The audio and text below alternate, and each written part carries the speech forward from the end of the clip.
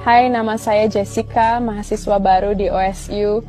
Saya dibesarkan di gereja Protestan, terlibat sepanjang hidup saya. Kami berhenti pergi ke gereja untuk 1,5 tahun, dan kemudian di akhir tahun terakhir sekolah menengah, saya tiba-tiba pada suatu hari Minggu merasa ingin kembali ke gereja, jadi saya memberitahu orang tua saya dan kami pergi pada hari Minggu berikutnya. Rasanya sangat aneh dan saya tidak tahu apakah itu karena COVID pada saat itu atau sesuatu yang lebih dalam dari itu. Pada hari Minggu yang sama, saya mendapat pesan teks dari salah satu teman saya yang berlari lintas negara dengan saya di sekolah menengah, dan dia mengundang saya ke kebaktian gerejanya pada pukul 7 malam di gereja non-denominasi lainnya. Jadi saya pergi dan merasakan hal yang sama lagi, perasaan yang sangat tidak nyaman, dan saya tidak tahu mengapa. Jadi saya meninggalkan itu dan mencari agama di Google yang belum pernah terpikir sebelumnya, termasuk asal dan sejarahnya. Kemudian saya mencari tahu siapa yang mendirikan semuanya, dan kemudian Yesus Kristus adalah satu-satunya yang mendirikan Katolik. Jadi kemudian saya tertarik pada gereja Katolik, satu-satunya orang yang saya merasa sangat nyaman saat itu, dan yang saya tahu adalah Katolik adalah seseorang yang menari bersama saya. Saya menari sepanjang sekolah menengah. Ya, jadi kami memiliki semacam hubungan senior dan junior di perusahaan balet kami. Jadi dia adalah junior saya. Jadi saya menghubunginya, dan dia pergi ke gereja Katolik lain di Sugarland. Jadi dia mengundang saya untuk pergi ke misa Life Teen minggu berikutnya. Jadi saya pergi.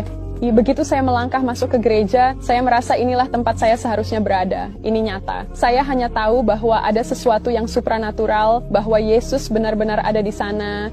Jadi kemudian saya terus kembali ke sana selama beberapa minggu. Selama itu saya hampir selalu pergi ke gereja sendirian karena mereka tidak selalu konsisten pergi, terutama karena COVID sangat parah saat itu. Dan kemudian saya mengetahui bahwa ada gereja Katolik lain di Sugarland, dan saat itulah saya menemukan Saint Teresa's. Anda masuk dan Anda bisa merasakan bahwa ada sesuatu di sana, dan semua orang melihatnya, semua orang mengetahuinya, semua orang sangat hormat, dan semua orang menganggapnya serius. Dan ini bukan hanya sesuatu yang saya lakukan pada hari Minggu. Ini seperti hidup mereka, ini dibawa keluar dari gereja, ke dalam kehidupan normal mereka, yang merupakan sesuatu yang tidak saya miliki saat tumbuh dewasa. Saya suka bahwa itu tidak mencolok, saya suka bahwa itu bukan hanya sebuah band, menyanyikan lagu dan orang-orang melambaikan tangan mereka di udara.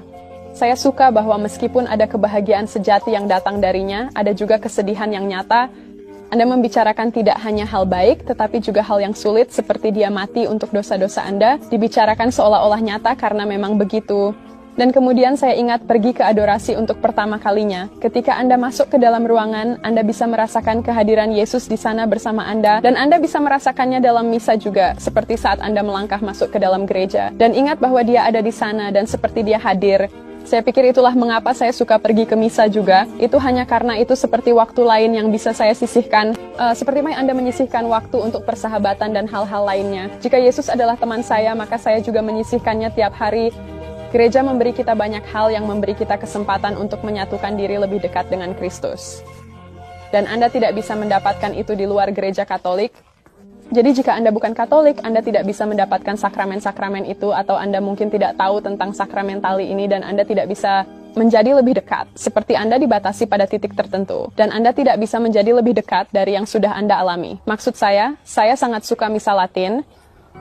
Saya merasa lebih mudah untuk bermeditasi secara pribadi dan benar-benar memiliki percakapan saya sendiri dengan Kristus. Ya, saya merasa seperti saya selalu harus mengatakan sesuatu dalam Novus Ordo dibandingkan dengan misa Latin. Saya bisa mempersiapkan diri untuk pengorbanan, dan misa Novus Ordo bisa dilakukan dengan baik, dan ketika dilakukan dengan sangat hikmat, itu juga merupakan misa yang sangat baik, tetapi banyak mengucapkan hal-hal.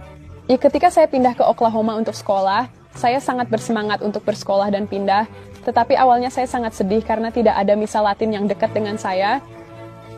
Saya ingat membaca surat yang dikeluarkan oleh uskup untuk keuskupan Houston Galveston. Saya sangat sedih. Saya senang setidaknya saya bisa mengalaminya. Saya senang saya mulai berkonversi ketika saya melakukannya dan bertemu orang-orang yang saya temui saat itu. Setiap kali ada yang ditawarkan, saya selalu pergi karena itu sangat berbeda dengan cara yang terbaik. Saya merasa selalu ada ruang untuk perbaikan karena kita tidak sempurna. Baik dalam cara kita merayakan misa atau menerima sakramen atau hal-hal seperti itu. Karena saya pikir ada hal-hal yang dapat dilakukan gereja untuk membantu memotivasi kekhusyukan bagi kita, seperti penggunaan piring komuni. Karena jika ada piring komuni, itu menunjukkan bahwa jika partikel jatuh, setiap tetes kecil tetaplah Yesus. Dan jika mereka menyediakan tempat berlutut, maka itu jelas mendorong untuk berlutut. Saran yang saya miliki adalah jangan pernah puas. Ya, saya merasa seperti itu untuk sementara waktu, dan saya tidak pernah benar-benar bertanya tentang iman saya sampai saya menjadi siswa senior di sekolah menengah. Saya pikir itu membutuhkan banyak penyangkalan diri, baik itu meluangkan waktu untuk duduk dan benar-benar berbicara dengan Kristus, daripada hanya menjalani hari dengan santai. Saya mencoba menyisihkan waktu untuk berbicara dengan Tuhan dan sekadar mendengarkan. Jadi saya lebih sering duduk dalam keheningan atau mengemudi dalam keheningan tanpa menyalakan radio atau apapun, karena terkadang dia akan menaruh hal-hal di hati saya untuk dipikirkan. Saya suka banyak membaca, saya berdoa rosario, saya menonton banyak video YouTube Katolik hanya untuk belajar lebih banyak. Saya suka ketika para imam berbicara tentang para santo, karena terkadang saya tidak mengenal mereka, menyukai dan mengenal yang baru. Anda dapat belajar tentang kisah mereka dan apa yang mereka lakukan dalam hidup mereka, serta bagaimana saya bisa mencerminkannya dalam hidup saya. Ini sebelum saya menjadi Katolik, ini tidak ada yang pernah memuaskan, dan sekarang setelah saya menjadi Katolik, ini adalah kebahagiaan terbesar yang pernah saya rasakan dalam seluruh hidup saya. Saya telah mengenal Yesus dengan cara yang belum pernah saya alami sebelumnya. Dan pada saat yang sama, saya tahu saya bahkan belum menyentuh permukaannya. Jika ini yang saya alami, saya hanya ingin membagikannya kepada semua orang yang saya kenal, agar mereka dapat merasakan kebahagiaan yang sama seperti saya. Sebagai gereja, kita benar-benar perlu mendengarkan kesaksian para mu'alaf. Kita harus bertanya, mengapa mereka mu'alaf? Fokus pada hal-hal itu. Mengapa Jessica mu'alaf? Banyak alasan. Kebenaran dan sejarah gereja Katolik.